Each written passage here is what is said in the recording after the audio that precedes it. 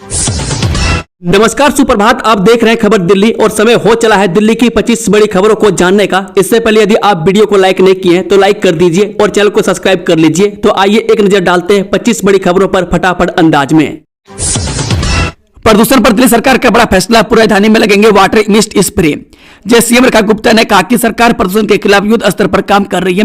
सरकार का लक्ष्य प्रदूषण के सोर्स को कम करना है। इसी के साथ सीएम ने गुरुवार को आईटीओ पर लगे मिस्ट स्प्रे सिस्टम का निरीक्षण किया। उन्होंने अधिकारियों को इस सिस्टम के असर और इसे निर्धारित समय पर चलाने और बंद करने के निर्देश भी दिए। इस निरीक्षण में कैबिनेट मंत्री आशीष सहित संबंधित विभाग के वरिष्ठ अधिकारी भी मौजूद रहे। सीएम ने इस मिस्ट सिस्टम की बारीकी को समझा और इसकी उपयोगिता की जानकारी ली। उन्होंने कहा कि सभी सड़कों को अस्थायी रूप से धूल और कूड़ा रहित बनाने की डिटेल योजना तैयार की जा रही है। दिल्ली में कैंसर के बढ़ते मामलों को लेकर कांग्रेस का हमला, सरकार से स्वास्थ्य व्यवस्था में सुधार की मांग। दिल्ली में लगातार बढ़ते कैंसर के मामलों ने लोगों की चिंताएं बढ़ा दी है।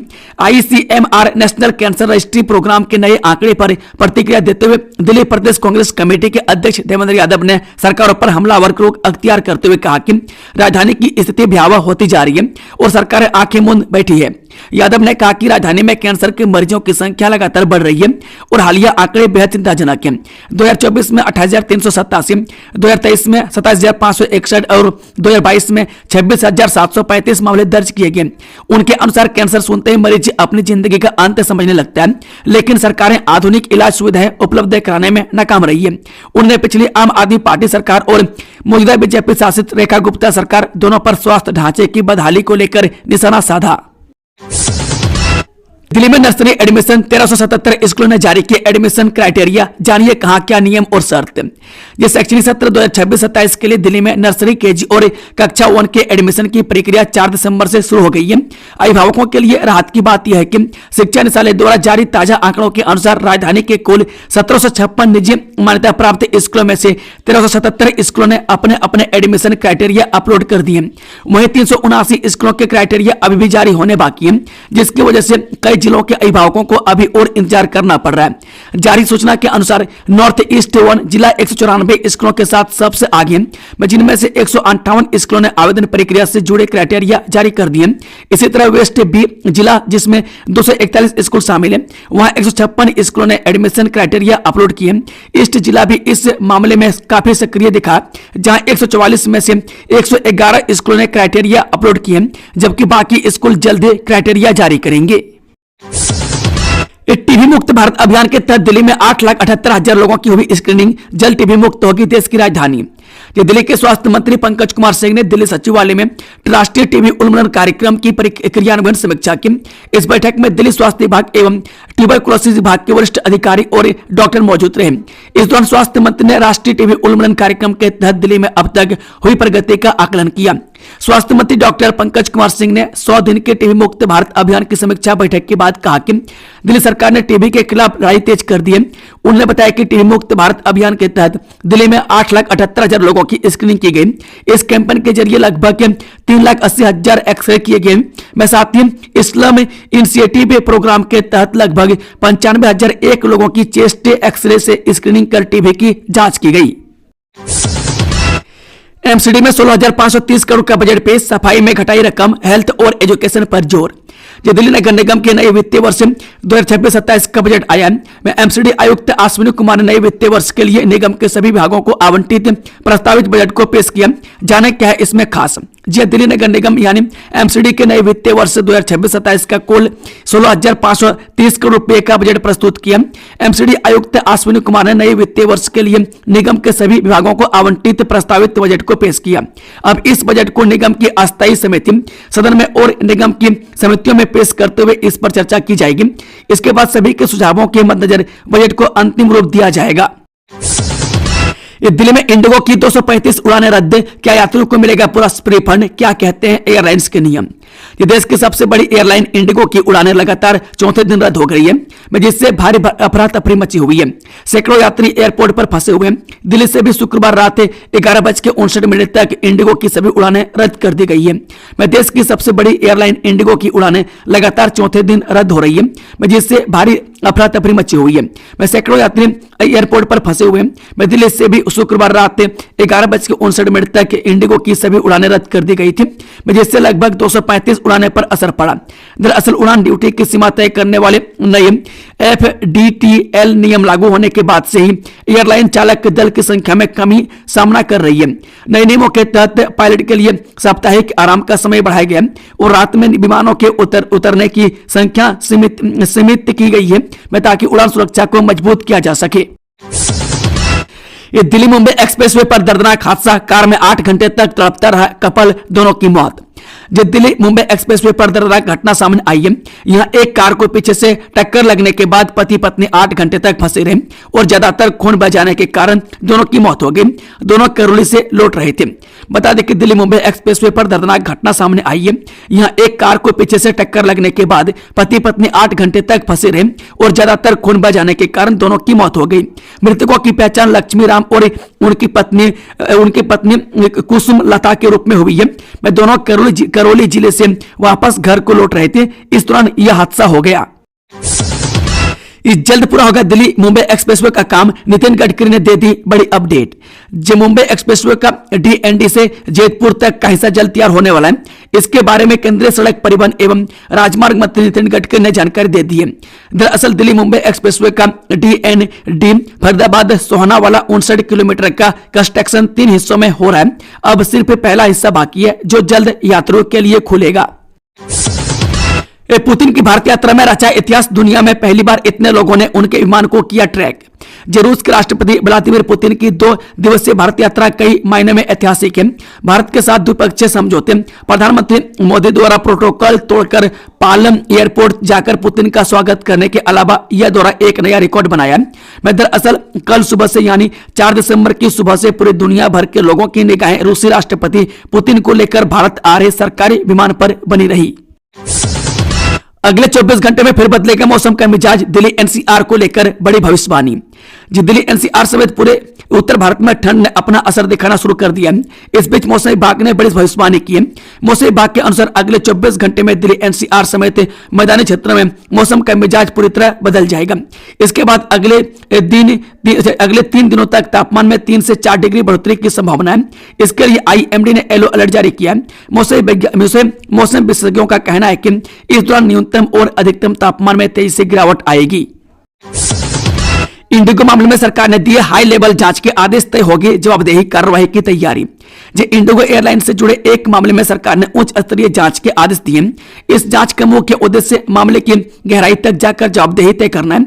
सरकार इस मामले में दोषियों के खिलाफ सख्त कार्रवाई करने की तैयारी में है, ताकि भविष्य में ऐसी घटनाओं को रोका जा सके और एयरलाइन के संचालन में पारदर्शिता लाई जा सके। हेल्थ, फूड सेफ्टी और सी बिल्डिंग, भारत रूस के बीच किन किन समझौते पर लगी मुहर। भारत और रूस ने स्वास्थ्य, खाद्य सुरक्षा और सी बिल्डिंग जैसे क्षेत्र में सहयोग बढ़ाने के लिए कई समझौतों पर हस्ताक्षर किए हैं। इन समझौतों का उद्देश्य द्विपक्षीय संबंधों को मजबूत करना और विकास को बढ़ावा देना। स्वास्थ्य समझौतों से चिकित्सा अनुसंधान और दवाओं के उत्पादन को बढ़ावा मिलेगा, जबकि खाद्य सुरक्षा समझौता खाद्य उत्पादों के व्यापार को सुरक्षित बनाएगा। सी बिल्डिंग में तकनीकी सहयोग से दोनों देशों को लाभ होगा। पुतिन के साथ पीएम मोदी का ऐलान, आतंकवाद पर कंधे से कंधा मिलाकर होगी कार्रवाई। रूसी राष्ट्रपति व्लादिमीर पुतिन 2 दिवसीय भारत यात्रा पर है। पीएम मोदी के न्योते पर पुतिन भारत आए। रूसी राष्ट्रपति का विमान गुरुवार शाम दिल्ली के पालम एयरपोर्ट पर लैंड हुआ था। दोनों देशों के बीच कई अहम समझौते पर हस्ताक्षर हुए। बिजली उपभोक्ताओं को बड़ी राहत, समय पर भुगतान करने पर मिलेगी विशेष छूट। ऊर्जा विभाग ने बिजली बिल का समय पर भुगतान करने वाले उपभोक्ताओं के लिए विशेष छूट की घोषणा की है। स्मार्ट मीटर में समय पर भुगतान करने पर प्रति यूनिट 25 पैसे की छूट मिलेगी। स्मार्ट मीटर में लगातार 3 महीने तक 2000 से अधिक बैलेंस रखने पर ब्याज भी मिलेगा।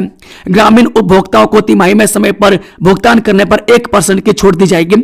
सुविधा ऐप से बिल भुगतान करना आसान है। दाम बढ़ाओ तो लोग नहीं खाएंगे, पान मसाला सिगरेट पर GST और सेस पर वित्त मंत्री का बड़ा बयान, दूर किया कंफ्यूजन। जो केंद्र सरकार 2025 से हेल्थ और नेशनल सिक्योरिटी सेस लगाने की तैयारी में, जो केवल पान मसाला जैसे उत्पादों पर लगेगा। वित्त मंत्री निर्मला सीतारमण ने स्पष्ट किया कि दाल चावल जैसी जरूरी चीजों पर यह सेस नहीं लगेगा। इस सेस से होने वाली आय का एक हिस्सा राज्यों को स्वास्थ्य योजनाओं पर खर्च करने के लिए दिया जाएगा। इसका उद्देश्य क्या है, आइए जानते हैं। बता दें कि केंद्र सरकार बड़ा बदलाव करने की तैयारी में है। वित्त मंत्री निर्मला सीतारमण ने बताया कि नया हेल्थ और नेशनल सिक्योरिटी सेस 2025 सिर्फ पान मसाला जैसे डीमेरिट गुड्स पर ही लगेगा। उन्होंने साफ कहा कि यह सेस दाल चावल तेल जैसी जरूरी चीजों पर नहीं लगाया जाएगा। इस सेस से जो कमाई होगी उसका एक हिस्सा राज्यों को दिया जाएगा ताकि वे स्वास्थ्य योजनाओं पर खर्च कर सके। आतंकी उमर की मदद करने वाले शोएब को राहत नहीं, एनआईए कस्टडी 10 दिन और बढ़ी। जलाल किला बम ब्लास्ट मामले में पटियाला हाउस कोर्ट ने आरोपी फरीदाबाद निवासी शोएब की राष्ट्रीय जांच एजेंसी की हिरासत 10 दिनों के लिए और बढ़ा दी है। यह निर्णय तब आया जब शोएब की पूर्व में दी गई 10 दिनों की कस्टडी समाप्त हो गई और उसे कड़ी सुरक्षा के बीच पटियाला हाउस कोर्ट में पेश किया गया। बता दें कि लाल किला बम ब्लास्ट मामला एक गंभीर राष्ट्रीय सुरक्षा से जुड़ा मामला है जिसमें कई महत्वपूर्ण गिरफ्तारियां हुई है। उसकी पिछली हिरासत के दौरान एनआईए ने उससे गहन जब पूछताछ की थी और मामले से जुड़े कई महत्वपूर्ण सुराग जुटाने का प्रयास किया था। दिल्ली समेत ये 6 प्रमुख स्टेशनों पर बनेंगे डीलक्स पे एंड यूज शौचालय। रेलवे का सफाई पर जोर। रेलवे ने यात्रियों की सबसे बड़ी शिकायतों में से एक स्टेशनों पर स्वच्छ और पर्याप्त शौचालय की कमी को दूर करने की दिशा में महत्वपूर्ण कदम उठाया। उत्तर रेलवे ने दिल्ली के हजरत निजामुद्दीन सराय रोहिल्ला, मोदीनगर, हरियाणा के जिंद जंक्शन, नरवाना, मोदीनगर और पंजाब के मानसा जैसे प्रमुख स्टेशनों पर डीलक्स पे एंड यूज शौचालय बनाने की तैयारी की है। इस स्टेशनों पर लंबे समय से आधुनिक व स्वच्छ शौचालयों की मांग की जा रही थी। मोबाइल लूटने के लिए दिल्ली में युवक को चाकुओं से गोदा, ठंड में 8 घंटे तड़पता रहा कैब चालक हुई मौत। दक्षिण दिल्ली के निजामुद्दीन थाना क्षेत्र में मोबाइल लूट के लिए बुधवार रात 11 बजे करीब 3 नाबालिग समेत 4 आरोपियों ने कैब चालक राम सिंह को चाकुओं से गोद दिया। हमले में वह गंभीर रूप से घायल हो गए और 7 से 8 घंटे तक सर्दी में खुले आसमान के नीचे लहूलुहान पड़े रहे। मैं किसी ने पुलिस को सूचना नहीं दी और न ही अस्पताल पहुंचाया। युवक ने वहीं तड़प कर अपनी दम तोड़ दिया। ये प्रदूषण सफाई में की लापरवाही तो नौकरी और प्रमोशन पर खतरा। एलजी की बैठक में डीएम को मिले अहम अधिकार। दिल्ली में अब प्रदूषण और सफाई में लापरवाही करने वाले सरकारी कर्मचारियों की खैर नहीं। उपराज्यपाल विनय कुमार सक्सेना और मुख्यमंत्री रेखा गुप्ता ने साफ कर दिया है कि जिलों के डीएम को अधिकार दिया जा रहा है कि जो भी सरकारी कर्मचारी या अधिकारी लापरवाही करेंगे उनकी वार्षिक गोपनीय रिपोर्ट खराब कर सकते हैं, यानी उनकी नौकरी, तरक्की और प्रमोशन पर सीधा खतरा होगा। साथ ही हर दिन प्रदूषण नियंत्रण के काम की समीक्षा होगी और किसी को बख्शा नहीं जाएगा। इस साल 10,000 भारतीय छात्रों को मिलेगा रूसी विश्वविद्यालय में दाखिला। दिल्ली में खुली पहली रशियन एजुकेशन एजेंसी। जो रूसी राष्ट्रपति व्लादिमीर पुतिन की भारत यात्रा के साथ ही सिनर्जी कॉर्पोरेशन और इनोप्रैक्टिका .इंडिया ने संयुक्त प्रोजेक्ट के तहत दिल्ली में रशियन एजुकेशन एजेंसी खोली है। इस साल 10,000 छात्रों को रूसी विश्वविद्यालयों में दाखिला दिलाने की योजना है। इस मकसद भारत रूस के बीच पुराने संबंधों को मजबूत, दोनों देशों के बीच सांस्कृतिक, वैज्ञानिक व सामाजिक संबंध विकसित करने और भारतीय छात्रों को रूस में उच्च शिक्षा दिलवाने में सहयोग करना है। यह शाखा यूनिवर्सिटी के आवेदनकर्ताओं के लिए स्पोर्ट्स सेंटर के तौर पर काम करेगी। साल 2026 में मुंबई और चेन्नई में इसकी शाखा खोली जाएंगी। लाखों वाहन चालकों की उम्मीदों को झटका। दिल्ली का एक मुफ्त ट्रैफिक चालान माफी प्रस्ताव अटका। ये दिल्ली सरकार द्वारा प्रस्तावित एक मुफ्त ट्रैफिक और परिवहन चालान माफी योजना कानूनी अड़चनों के कारण फिलहाल रोक दी गई है। यह प्रस्ताव उन वाहन मालिकों को बड़ी राहत देने वाला था जिन पर वर्षों से चालान बकाया है, लेकिन कैबिनेट की बैठक में यह मुद्दा अटक गया क्योंकि लंबित चालानों से जुड़े कई मुकदमे अदालतों में विचाराधीन है। 500 से ज्यादा सीसीटीवी तब हत्या चाहे इमरान। दिल्ली पुलिस ने ब्लाइंड मर्डर 24 घंटे में कैसे सुलझाया। दिल्ली पुलिस ने 24 घंटे के अंदर ब्लाइंड मर्डर केस सुलझा दिया। हजरत निजामुद्दीन रेलवे स्टेशन के पास एक अज्ञात व्यक्ति का खून से लथपथ शव मिला था। पुलिस ने केस सुलझाने में 500 से ज्यादा सीसीटीवी खंगाले और मुख्य आरोपी इमरान समेत 4 आरोपियों को गिरफ्तार कर लिया। बाकी 3 आरोपी नाबालिग बताए जा रहे हैं। पुलिस ने मृतक की चोरी हुई कार, खून से सने कपड़े और वारदात में इस्तेमाल चाकू भी बरामद कर लिया है। बुक प्रॉपर्टी में बिजली कनेक्शन देने से नहीं कर सकते इनकार। दिल्ली हाईकोर्ट ने क्यों कही ये बात। जो कथित तौर पर अनाधिकृत निर्माण के लिए बुक की एक प्रॉपर्टी में बिजली के नए मीटर के लिए आवेदन करने की इजाजत देते हुए दिल्ली हाईकोर्ट ने BSES राजधानी पावर लिमिटेड को निर्देश दिया है कि विवादित प्रॉपर्टी में किसी भी मौजूदा अनाधिकृत निर्माण से जुड़ा मुद्दा नए बिजली कनेक्शन को मना करने का आधार नहीं होगा। मैं जस्टिस मिनी पुष्करन ने निर्देश दिया है कि नए बिजली कनेक्शन के लिए नए आवेदन के साथ याचिकाकर्ता ओनरशिप का प्रूफ भी पेश करेगा। BSES ने अदालत में कहा था कि याचिकाकर्ता ने अप्रैल 2025 में नए कनेक्शन के लिए अप्लाई किया था, जिसके मुताबिक 16 अप्रैल को लेटर जारी कर उसे आवेदन में कमियों के बारे में बताया गया था। इस साइबर क्राइम का तेजी से बढ़ा ग्राफ, दिल्ली में IFSO को स्पेशल सेल से किया बाहर। जो साइबर क्राइम के तेजी से बढ़ते ग्राफ के मद्देनजर दिल्ली पुलिस की cyber unit intelligence fusion and strategic operations को स्पेशल सेल से अलग कर दिया गया। पुलिस से हेडक्वार्टर से बुधवार को इसे अलग यूनिट का ऑर्डर जारी कर दिया गया।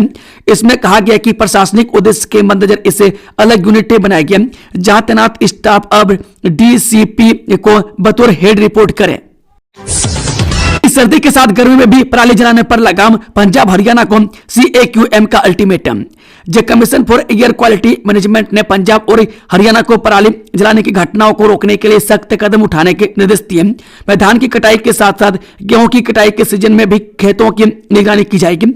इंडियन एग्रीकल्चर रिसर्च इंस्टीट्यूट के डेटा के अनुसार इस साल अप्रैल और मई में पराली जलाने के कई मामले सामने आए, जिसके बाद यह निर्णय लिया गया है।